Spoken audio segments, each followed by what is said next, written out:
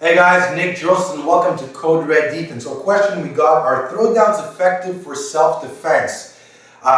There's no doubt that the throwdowns are great. The important thing about doing a throwdown, if you decide to take the guy down, is you not going down with him. Which means if I clinch and I can do like a judo flip or a throw, or I toss the guy or throw the guy, but I'm standing, then that's optimal. If I'm going to throw him down and roll with him as well, that's when it could get dangerous, because we're also looking at multiple attackers. Even if it's a one-on-one fight, you don't ever know if somebody's going to jump in. So are they effective?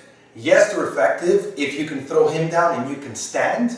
They're not if you roll with him, as well as when you're doing throwdowns, it does take a lot of technique. It does take a lot. You have to do the proper movement against a bigger guy. Even if you have it, it's harder as well. So it's just as simple as that. So if you guys want to learn more self-defense, go visit our website, codereddefense.com. Stay safe and stand strong.